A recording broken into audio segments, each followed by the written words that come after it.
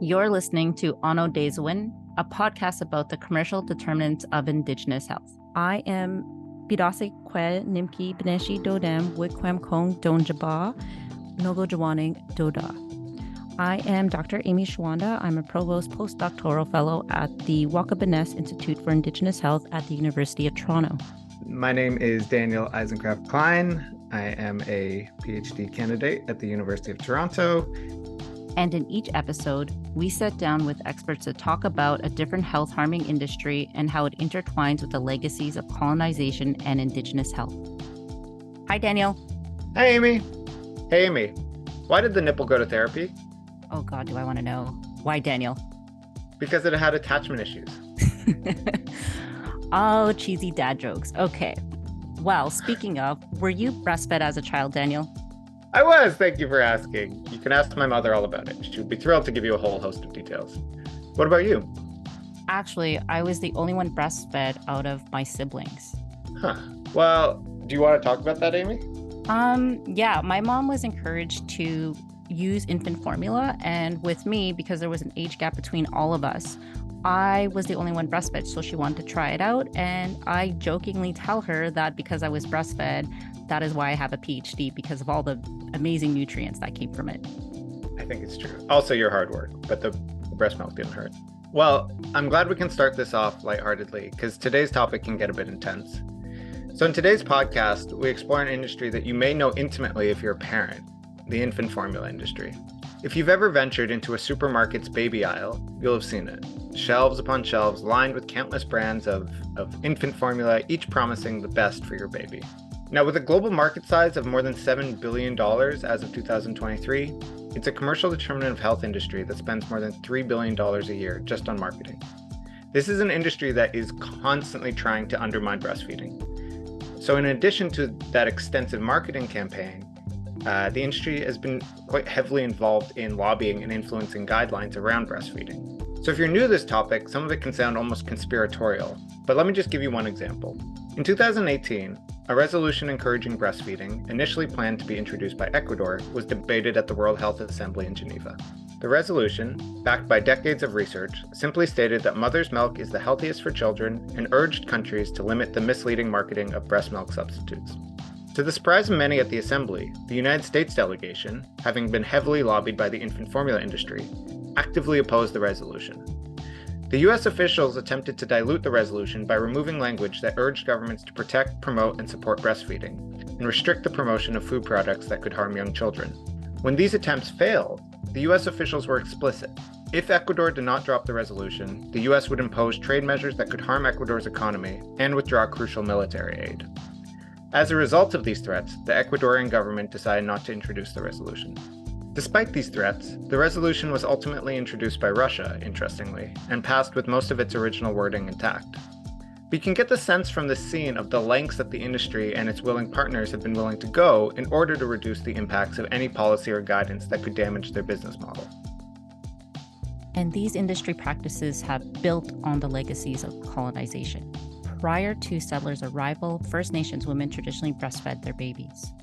Historically, women in First Nations communities commonly supported breastfeeding by assisting in the care of other children and/or breastfeeding when the biological mother was unable to. There are stories of fathers seeking to provide the best cuts of meat to their partners to encourage high quality of breast milk. Female elders played an important role in advising pregnant women and new mothers, providing advice and sharing knowledge. Many of these traditional practices, however, were lost as a result of colonization. The residential school experience severely damaged the transfer of traditional knowledge about childbirth, including breastfeeding. As a result of their forced removal, residential school survivors were often forced to raise children without having experienced particular parenting skills. These deficits were passed on to their children, thus becoming another intergenerational trauma. Colonization also impacted family structures, reducing the company of female relatives and communal support. And all of this is especially consequential because extensive research has shown that breastfeeding has clear and well-established health benefits, including reductions in childhood infectious diseases, mortality, and malnutrition for the child. And mothers who breastfeed also have reduced risks of diabetes, breast and ovarian cancers, and cardiovascular disease. So these impacts have real health consequences for both parents and the children. Now, just before we get started, we want to make sure we make a clear distinction. Plenty of parents are unable or struggle to breastfeed, and infant formula can be a really important resource for them. What we're talking about in this episode, however, is a deep, active involvement of the industry to influence this decision at every turn. We want to make sure we made that difference clear. Now, with that said, miigwech for joining us today, and enjoy the episode. Yeah, thanks for having me. I'm glad to be here. Miigwech, Amy and Danielle, and nice to meet you, Cecilia. Yeah, so for myself, I can only speak for myself as an Algonquin Anishinaabe from Northwestern Ontario. I'm from Wolf Lake. For tradition around breastfeeding or nursing, just thinking about the water, right? So the water, and we know water is life. We've heard that. And just thinking about what that looks like and what that means. And from my own personal perspective, nursing myself, I have 3 children. I nursed 2 of them. The first one I didn't, the second 2 I did. It's a very strong bond when you're nursing, because when you think about how connected you are and how much they need you and also how much you need them.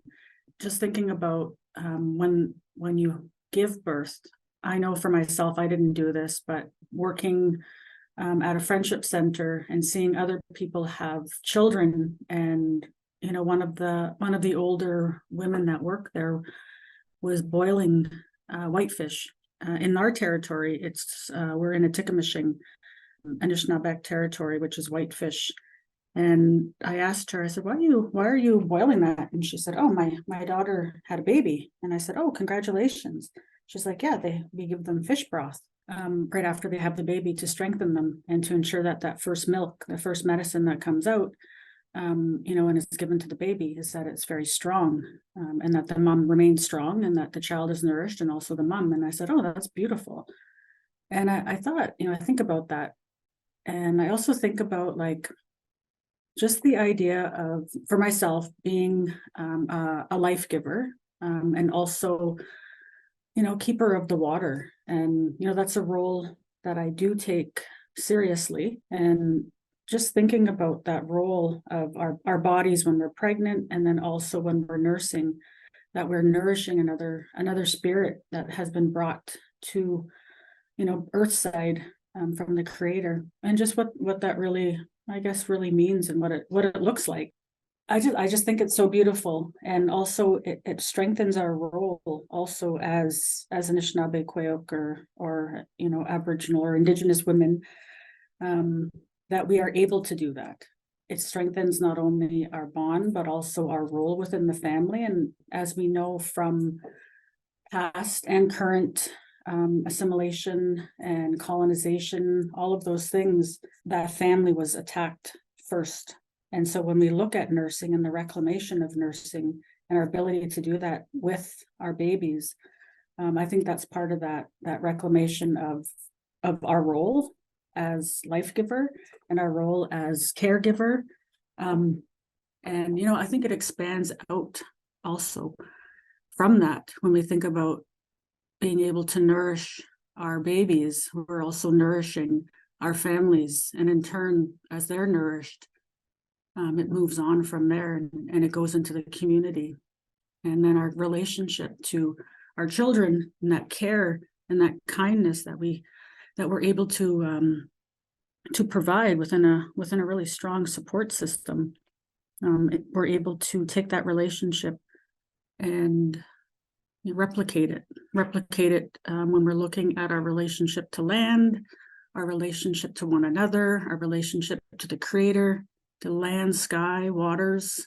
I think that it is something that we are able to do now, as I said, to be able to reclaim our role. And I think it's a really strong one, and one that I really support. And I remember my mom telling me too, when I was younger, I was very young when I had my first child. And she said to me, I was actually probably the best health. I was in the best health of my life, right?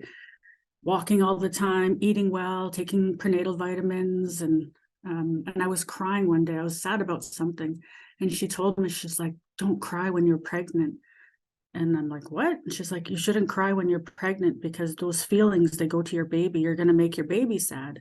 I stopped because I was like, oh, like I never thought of that.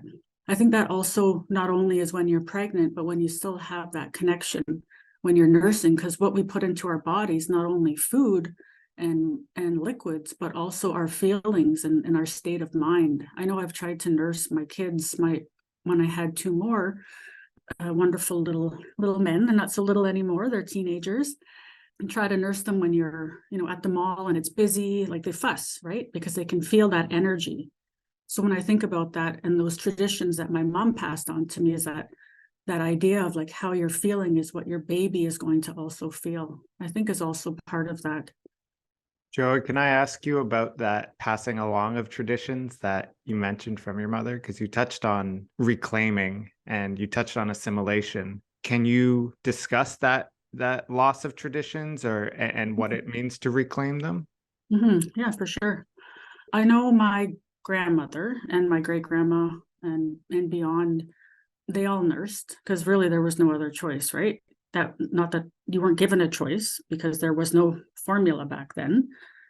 That's what they did. Everyone just nursed. It was part of our natural way of life. It's also used too for like a natural form of birth control. So if you didn't want to have your children too close, then you would nurse and for a very long time. So that's part of it also. So what happened was, as many people know about trauma, and well, not trauma, but colonization and assimilation strategies, like the Indian Act, my parents were then placed on, it wasn't a reserve, it was a settlement. And from there, they weren't able to do much, right? They weren't able to practice their traditions, all of those different things. And part of that was the introduction of a different way of I guess, looking at medicine, right? So to my grandma and my great grandma, I was like, the bush, that's where your medicine is. But when my mom was put and my dad they were put into the settlement, it was a nurse, right? Because they didn't have doctors in the small remote settlement that they were living in. I think that was part of that loss, is when that happened, and they were really pushing formula. It's funny to think, because I asked my mom about it and she said it wasn't even formula. She said it was carnation milk. That's what they used, and that's what I had as a baby was carnation milk. And to go from that to where I'm at, and where my sister, my sisters, I have 6 sisters, where we're at when we have our children, reclaiming that practice has been, I think, part of our, continued empowerment of who we are as Anishinaabe Kwayuk. I think that's part of it, definitely. And then just things that my mom will say, about, it's mostly more to do with like after the baby's born, with the umbilical cord and all of those different things. Maybe not so much about nursing, but that piece really stuck with me, was about, how you're feeling, how it transfers to your baby. Yeah, because this is part of a bigger loss of traditions, a bigger process of stealing. I was just going to ask Joey, I'm not sure if you've heard this teaching. I've heard it from Edna Wabie, because in my PhD work, I've done Anishinaabe motherhood and looking at the strengths of motherhood, especially that reclamation piece or resurgence. Anyway, she talks about this strong connection with breastfeeding. I know there are a multitude reasons why women breastfeed, and especially in our own communities. I know with my first, I also was looking at breastfeeding just kind of as a cost-effective way. Like, I don't want to spend a lot of money on formula, but because of latching issues, we weren't able to do it. But I pumped milk for 6 months. I was very dedicated, and I was so determined for him to have it. But anyways, my other 2 were also very difficult for very different reasons why. But when I sat with Edna during my PhD and we talked about breastfeeding, and she talked about it being the first treaty, and I was like, whoa, that is so powerful. I actually never thought of it that way, connecting mom and baby together as that first treaty, as I will take care of you, I will nourish you, I will love you. And then, so I had asked a question, because I struggled with breastfeeding. So I had asked her, well, what about moms that can't? And she's like, well, the treaty's still there. It's like you're still nourishing them. And she talked about past, where sometimes we had nursing, I guess what they're called now is wet nannies, but we would pass on our children to our aunties that were breastfeeding, able to sustain them. So I'm just wondering, have you heard that, or what are your thoughts? I think that's an amazing teaching. And, I think it's wonderful that you're able to sit with Edna Manitowoc and speak with her, because she is wonderful. I've never heard that before, but I can see how it makes sense, right? Because that is an agreement that you're making with your baby, that I'm going to nourish you, and that I'm going to take care of you. And in return, you have that connection and that bond. I think that's beautiful. I've never heard of it, like I said, referred in that way, but I've heard of it as their first food, right? Their first medicine that they have. So yeah, because I think treaty would be more of a not post-colonial, but like it's not something that we had in the past, right? So go back 7 generations, there was no, sorry, that's wrong, because there were treaties amongst us as between Anishinaabe or the Cree or the Six Nations. So yeah, now you have me thinking. I love this. Yes. Oh, good. I'm glad I was able to contribute something.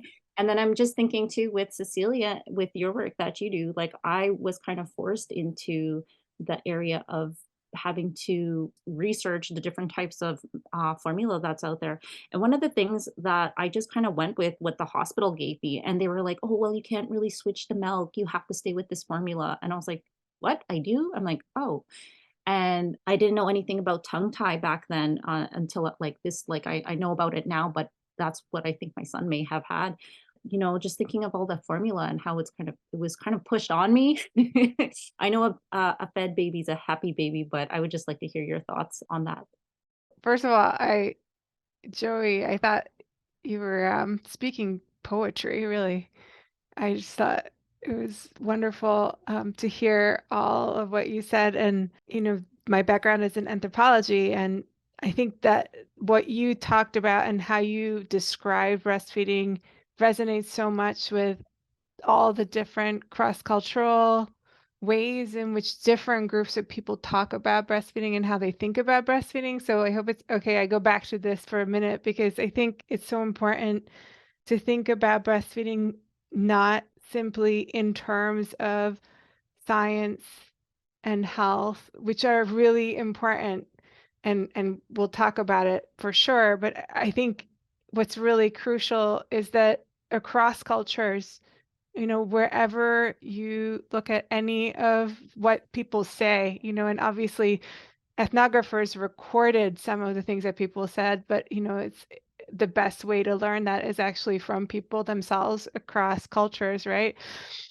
People talk about breastfeeding as much more than just one part of this. It's food, it's medicine, it's about building relationships between the mother and the baby, but also to the community, to one's cultural heritage, to the land, to all the forces around us. And I think that is what is at the center of what I do and why I do it. And I wanted to bring it back to that because I think sometimes it's easy, especially, because I work in public health also, it's very easy to just focus on that particular piece, and it is hugely important. And there are crucial issues here that are about life and death and illness, and that's really central, and that's part of this larger set of systems that we're talking about.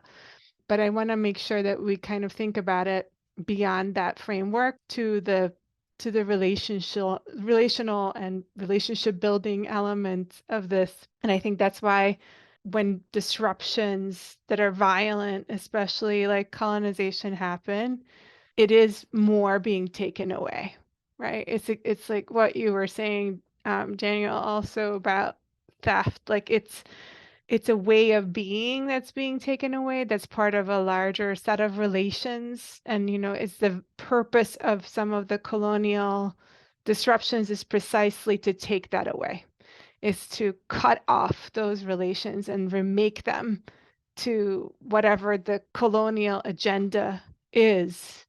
And I think that's why it is so traumatic and painful. So it means a lot. I was very moved. Obviously, I'm still very moved by what you said, Joey, but like it really gets to the heart of what this is about and why I do it. So anyway, I got a little emotional. So anyway, but the formula part draws out different kinds of emotions. But what I wanted to share with you is there must be something going on in the cosmos today, because I was literally, and I mean literally, looking at a carnation out of all the things. And I write about marketing and I use different images, but like on my screen, as Joey was speaking, I have an ad from Carnation from 1954, which I will happily share with you because I actually own the piece. My husband actually scanned it for me. I bought the newspaper clipping of the actual ad.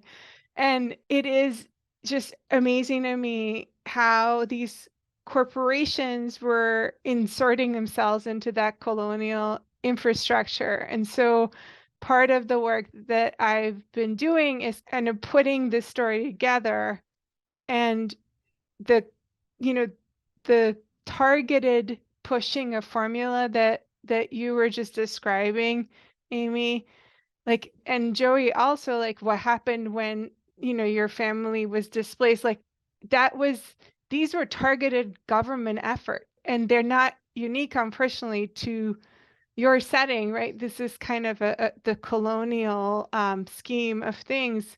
But basically, we have really nice research documenting some of those specific government agendas, and specifically basically telling people that breastfeeding and the kind of way of interacting with babies, so it goes beyond feeding, but like keeping the baby close to you, carrying the baby around, like responding to their needs, all of that was not considered to be civilized, right? It was considered to be like primitive and backwards and needed to be regulated. And so the government manuals, describe feeding on a schedule, measuring quantities of formula, and basically promoting formula use and replacing breastfeeding. And this was their solution, quote unquote, to essentially the not great conditions that people experience, which was due to colonization and forced poverty and oppression. So rather than like addressing that, they basically decided that the problem was bad and uncivilized way of caring for babies, and breastfeeding became one of the major targets. And it was only after they did a lot of damage and basically found that babies were dying after this government intervention, like at a pretty high rate, which they themselves documented, that they were like, oh no, okay, well, I guess we better promote breastfeeding now. So then, there were government efforts to promote breastfeeding, something that was taken away from people. And of course, the promotion efforts themselves were on a new set of terms, right? They did not do what Joey talked about, right? Like it wasn't like, let's go back to figuring out how people took care of babies that worked. How did people feed their baby? What like all the traditions that were ripped apart from people, it was like, no, we're going to tell people what to do. We're going to tell them how they should breastfeed, but we're not going to like actually help them do it.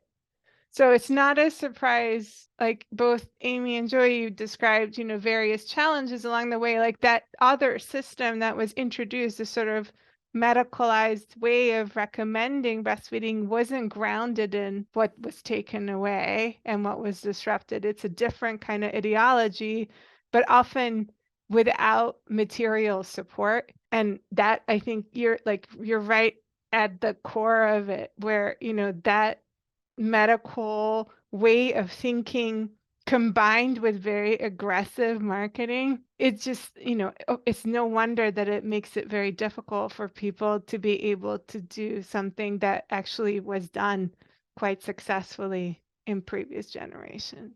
And you've written about this quite a bit, Cecilia. And we do often speak about the colonial legacies of health harming industries on this podcast. but you've specifically called out the colonial systems that propped up this industry in particular ways. So we want to talk about current day, but can we first touch on that colonial history? Especially, you've noted Nestle in particular, their cultivation of commercial and research partnerships with colonial doctors who are under this increasing pressure to deal with food insecurity and hunger. And this was going on as early as the 1920s, from my understanding, right? Or perhaps even earlier. Can you touch on that? Because I think as we talk about the present day, or even, what a lot of people know in terms of the 1970s and the Nestle boycotts, there was a whole piece before this that often has gotten lost that I know you've spoken a bit about.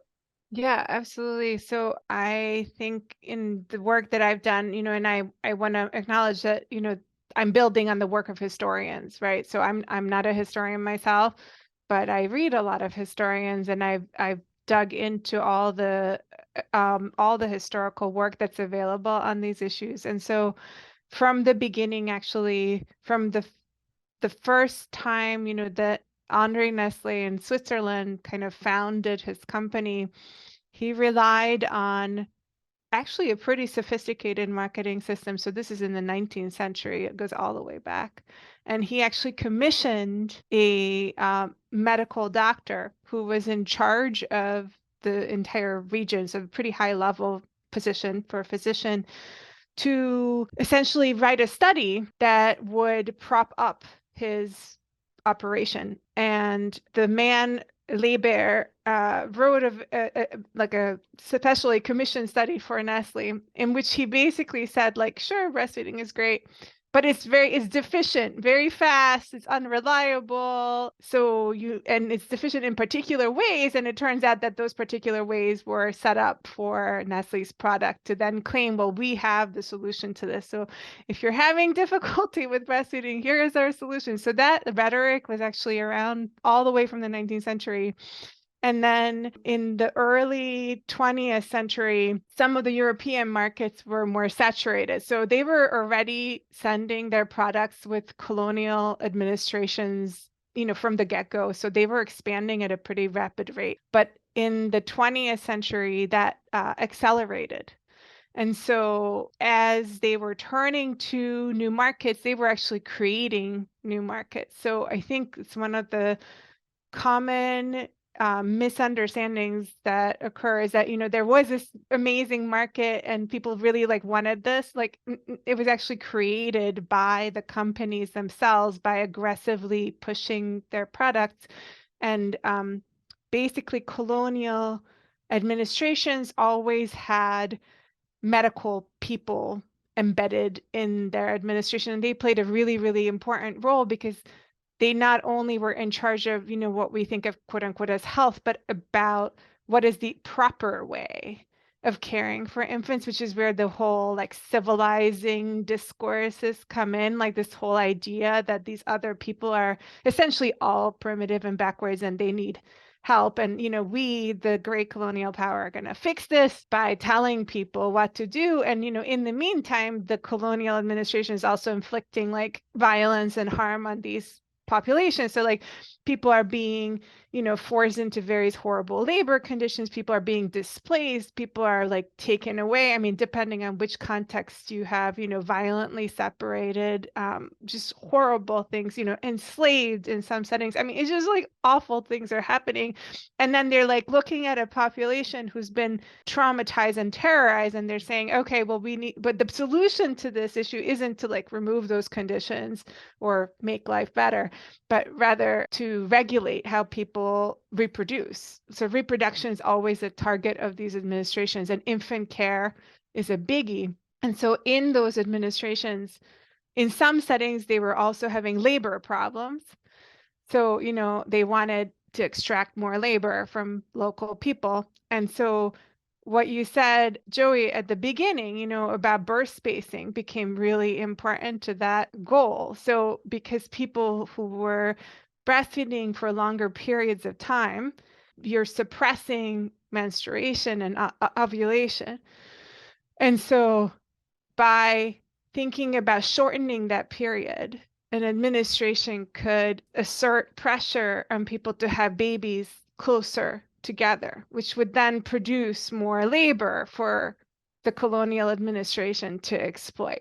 I mean, it's really quite blatantly horrible. And so that was also one of the pieces to why they wanted to regulate breastfeeding, but they also were just very uncomfortable with people carrying their babies around, and also responsively feeding them was a problem for a lot of these very upper middle class white colonial men, but also women who were in these settings. And so they wanted to promote what they believed to be more scientific and reliable and measurable. And then they started promoting various forms of milks, right? So it could be sometimes powdered, it could be condensed, it could be all sorts of things. But the claims that those products were making are remarkably similar to contemporary claims. So it's kind of shocking because obviously things have changed in the industry, but like the marketing strategies are building on the same kind of tropes of saying that this is kind of like it's close to or very similar to breast milk without any evidence necessarily that that's the case at all. And it's healthy and it will make you smart, it will make you, strong, whatever it is that was, needing to be said at the time. But, the product doesn't have to fulfill any of the criteria for those claims. I think that that's an important point. And so, yeah, the pivotal piece, I think, is that these efforts were very much built into those colonial administrations and part of like government endorsed efforts. And in fact, some of the early ads that I looked at, not just Nestle was one of the pioneers, but others also in their wake, they were making claims about how if you use this is the one most recommended by doctors. This is the one that's recommended by hospital X, which is a government hospital that's supposed to be good. So there's all sorts of endorsements all the way from the beginning about medical authorities recommending the products. And that was one of the most successful ways that these products were built into these systems. So, health professionals were actively targeted by the companies and they were sent to conferences. There were sponsored conferences that the industry created, and they actually even shaped the malnutrition agenda. So they actually discussed ideas about what malnutrition really means, and the solution to all problems was their product. So building that cycle into this was a critical way to sway the science and health professions and create sort of authoritative claims without necessarily having any evidence at all. And so that precedes the boycotts by decades. That was so interesting. That's a part of history I've actually never thought about. But then when I apply it to the Indigenous content and looking at, I just had a friend over the holidays share with me, even coming back to carnation and like the formula, she was talking about how northern Indigenous communities up on the James Bay coast still rely on carnation because it's the cheapest thing available. And when she was talking about it, she said, we were supplying the mothers with all of this expensive formula and they didn't touch any of the cases. And then I was like, why? Like, don't they want their babies fed? And she's like, well, it's a different lifestyle for them up there. And she said they needed carnation. She's like, some of the moms did try to feed their babies this formula, but their babies were breaking out in hives because it was not the formula they were used to. So finally they said, well, what do your babies eat up north? And they said, we give them carnation. And we're like, right, because it's cheap, like, because it's they're living in poverty lines that way or even the ones I can afford, it's so expensive to feed the children too, or their babies rather. And so that was something when you were talking, I was like, yes, I see how this is still influencing and impacting our families today. It's just so wild about infant formula industry. seems like we need to like have a whole investigation specifically to how that brand became endorsed by the government and how it gets perpetuated, because sounds like it's a whole, different companies were insinuated into different programs.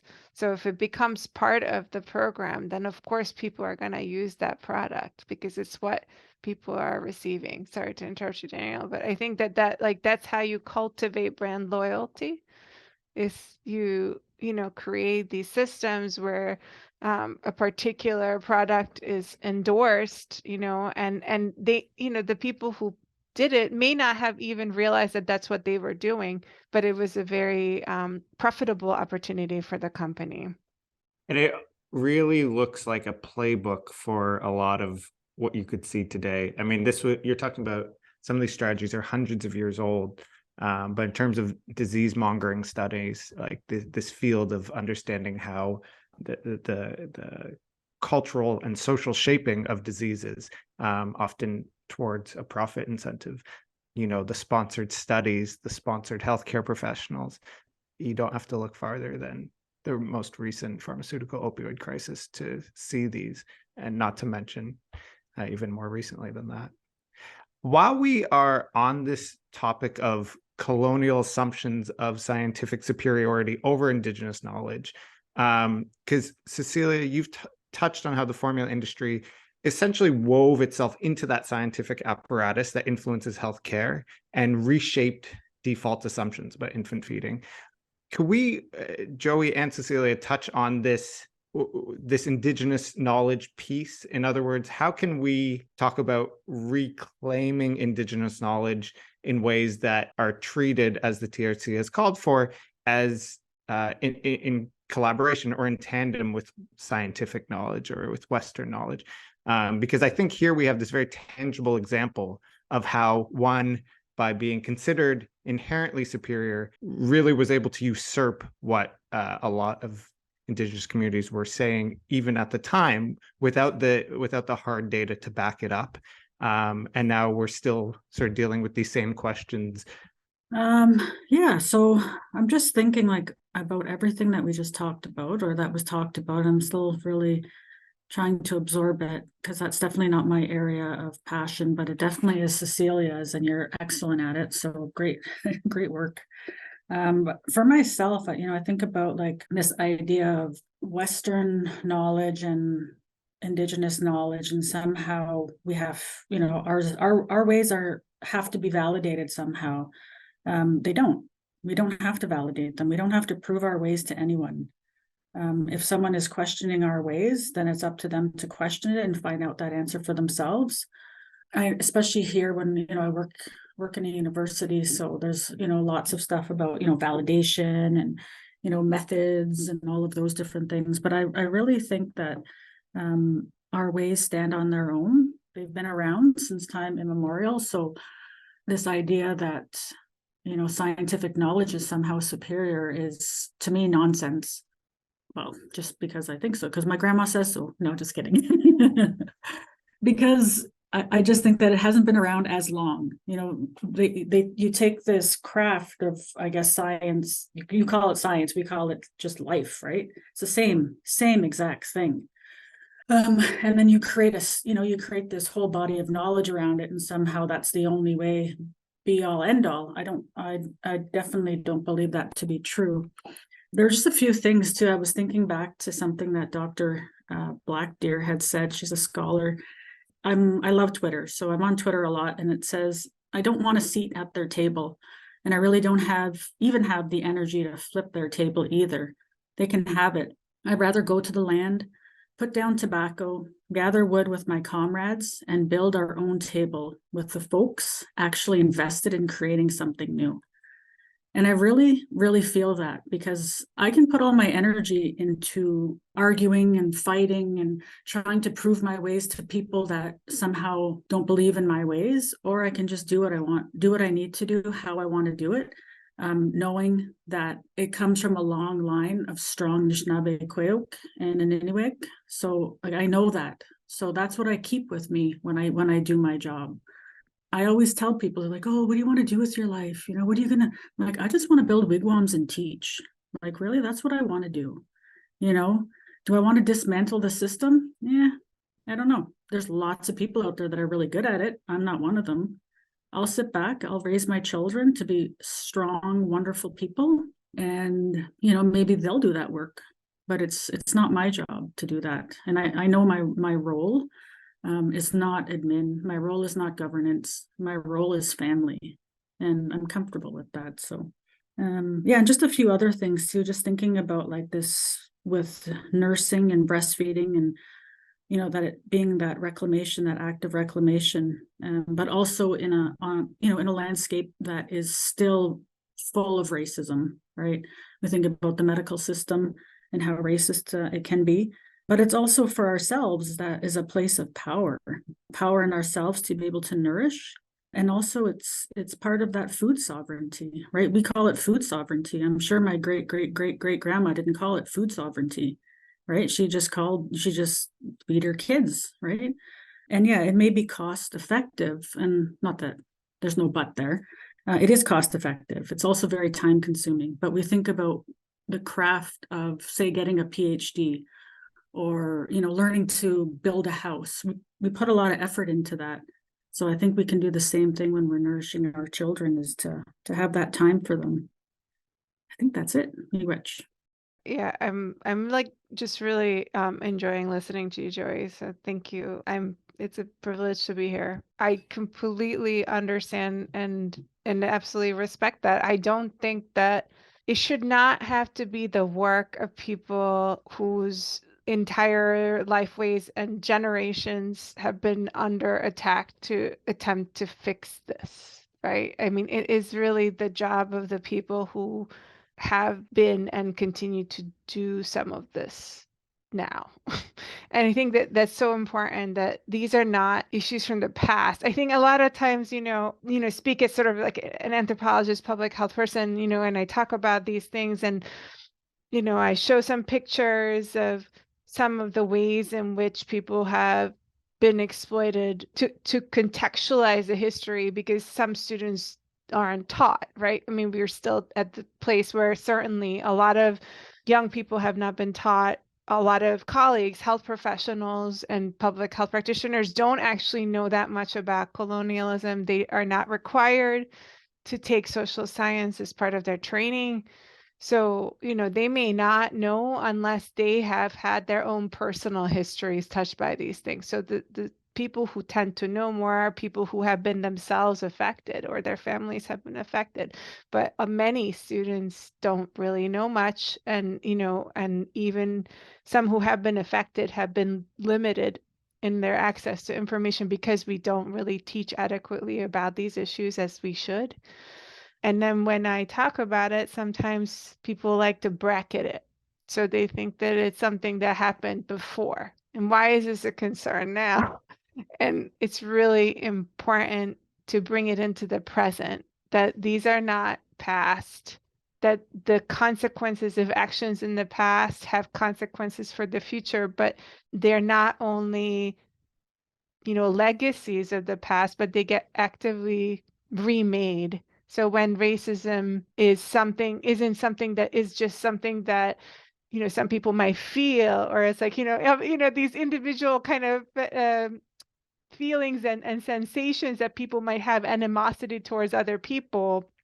It's not only that, it's built into the structures that we are part of, which means that in the health system, in particular, in relation to the lactation piece, we have systemic structural issues. And so people are mistreated regularly and, demeaned and discriminated against and not listened to and not supported. And that will set people up to not be able to breastfeed the way that they want. They are actively hindered from being able to do that. And so I think to answer your question about reclaiming, I think there's several things we can do. I think, for me, on a personal part, for me, it's because I am aware of some of these dynamics and I teach them I feel like it's my responsibility to try to facilitate some of these processes as best as I can from my own positionality of, being, like a person who grew up in Hungary, who isn't necessarily part of all the cultures that I am engaging with and all the people that I work with, but to accurately tell the story as best as I can, but also to try to provide space for people from those cultures to be at those tables. It's very hard to be at the table of decision making and changing those structures, and it's extremely hard. And as you just said, Joey, like, people are not invited to the table, or if you're invited to the table, you may not be listened to, even if you're at the table, right? I mean, there's all these tokenistic approaches too that happen all the time. So I think part of what I try to do is, if I have the opportunity to open as many doors as I can within my own limited ability, since I'm also not necessarily making decisions, or I may not be at the table either, but if I am, if I have a way in, then I try to open as many doors as possible. But ultimately, I think you can't do any of this work without the people who are the ones who are most affected, who have to be centered. And I think that's something that is really a big challenge in a lot of contemporary work in public health, because public health also has its own colonial legacies. So does anthropology. Like, my students are like, oh, it's great, anthropology is so great, like, we have not unpacked all the ugly stuff that anthropology has done in relation to colonial systems. So I don't think that there's any of these disciplines, they're all part of these colonial structures themselves. If we want to actually really, if we're serious about decolonizing these systems, then we have to actually have people at the table who are not from these systems, right? Whose voices have been systematically excluded. I think, as a teacher, I kind of see that as part of my job. How do I try to support my students from all different backgrounds? How do we ensure that those students who know the most, from these cultural backgrounds, actually are supported, so that they have the opportunity to build whatever the table is that they want, right? Like, it's not for me to decide, actually, it's for me to facilitate that process. But we have to clearly, there's no change if the whole system is just taking things again and reproducing those systems of privilege, then we're never going to get there. So, it's a very superficial and exploitive kind of approach that I really strongly dislike. So it's an extremely difficult space to negotiate in any institution and structures of power, and I don't want to give any impression that I have this down. But I think it's something that everybody who has any privilege and power can try to facilitate as best as possible. And you can't really start doing that work if you don't even know what the story is. I think it's true, right? You need to have people that are going to do that work.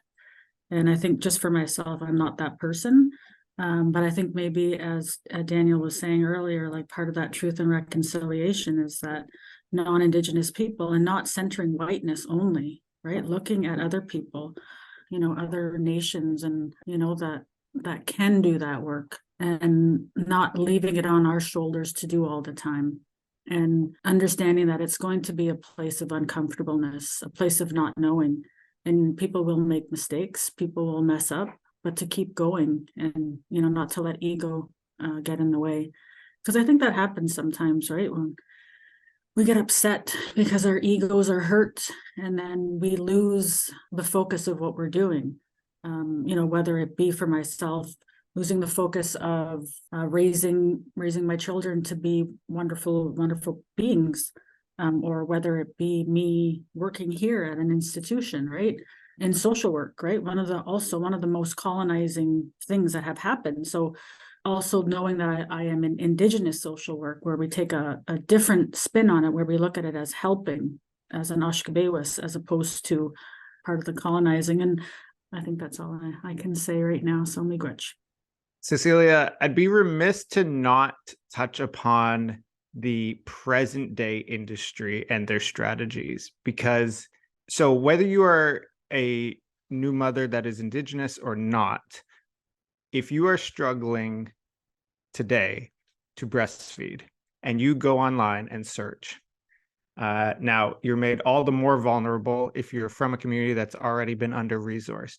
But notwithstanding, the level of algorithm that has been built into targeting new mothers at this stage, I think, is not fully understood by the general public. So we know we have a general sense that the industry targets new mothers. We know that, historically there's been this push, but the digital marketing piece and the intersection of technological capability that's terrific, I suppose, in some ways, and industry strategies. For me, reading the Lancet reports that you were involved in, and the WHO did one last year as well on digital medical marketing, were a little dystopian almost. Could you touch on how that has evolved in the last, let's say, I don't know if it's been the last 10 years or 15 years, but that shift as it's been moved to the digital space? I think you're completely right. And just to give, your listeners a sense that I didn't know any of this either. I think that's the other thing is, a lot of this is, like learning along the way. I knew a lot about certain things, and I wrote, a book based on my dissertation many years ago, about breastfeeding and sleep in particular. But I knew in sort of the abstract, in large strokes, brush strokes, but the more I read, the more disturbing things got. And then I sort of had to pursue it further. And that's really where a lot of this, what I shared with you earlier, and some of the work that I've been involved with the Lancet report also comes from, is really developing that piece of it, because I don't think I fully understood what I was dealing with at all. I myself have experienced these tactics and have, been swayed. I mean, so I am not above any of this. I just want to say, like, I had no idea what I was doing. So the patterns that we talked about are the same, but the sophistication and the financial power behind it has grown. And that is reflected in how much money the industry has been able to secure over time, and the consolidation of these companies, because really it's a handful of companies that we're talking about that are multinational, large corporations that have subsidiaries all over the world. And so they control a lot of this market, like most of it, basically. And it's important to realize that they are not selling one product. They're selling a family of products that has actually also grown. So one of the ways that this influence has expanded is that actually they are now in the business of selling, the various kinds of formulas, even to pregnant people. And then there's targeted kind of products for various stages of infancy, all the way into toddlerhood.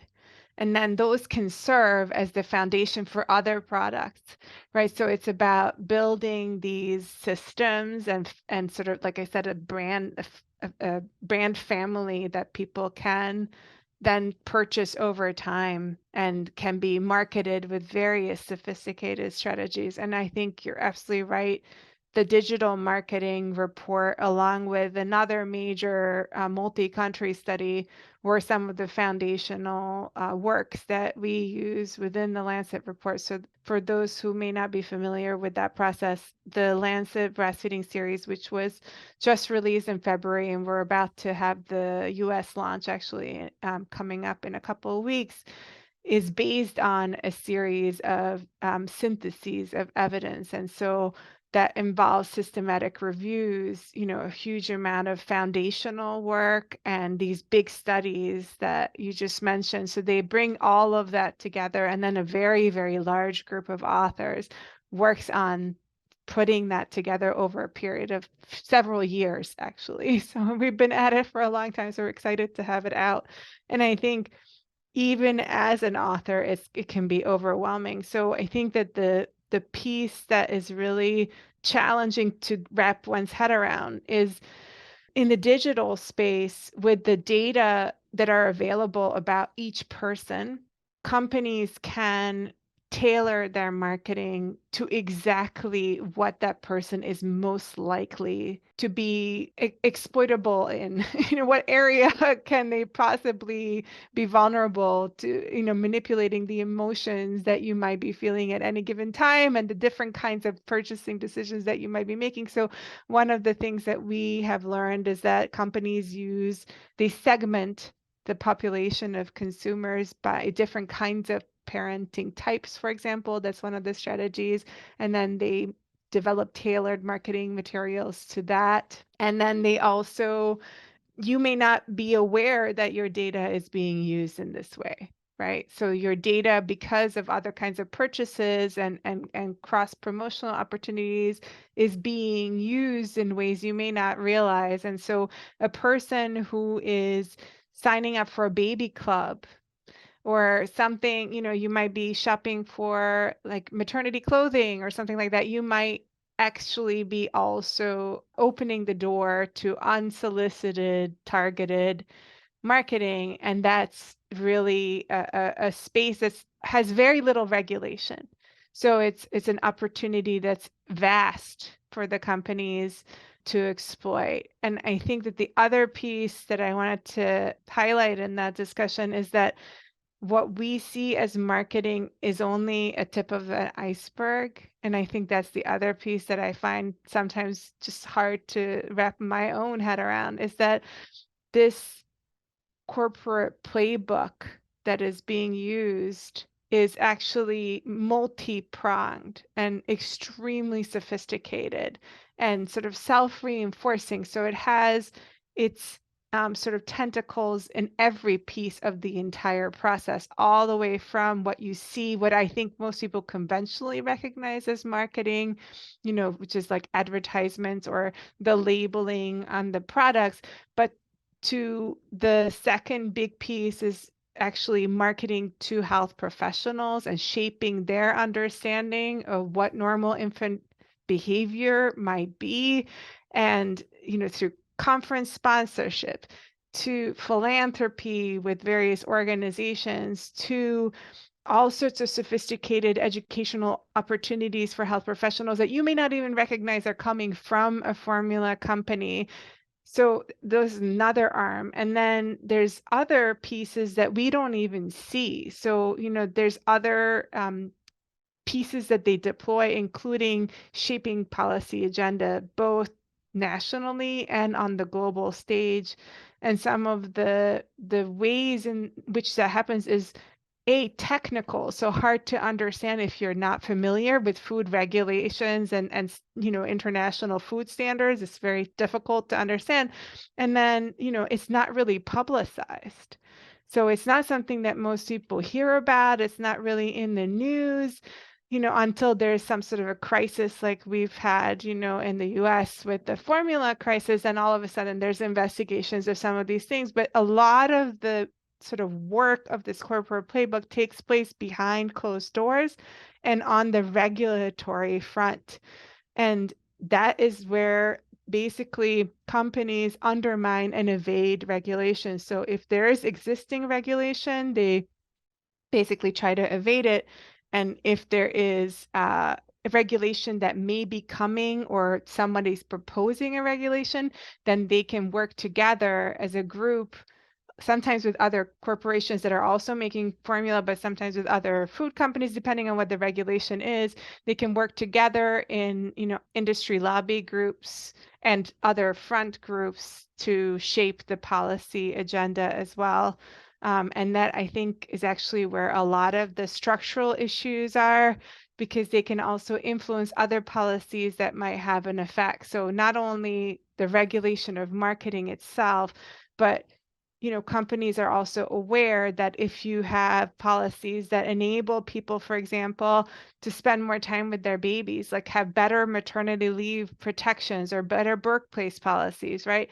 That is to them, a threat to their profits.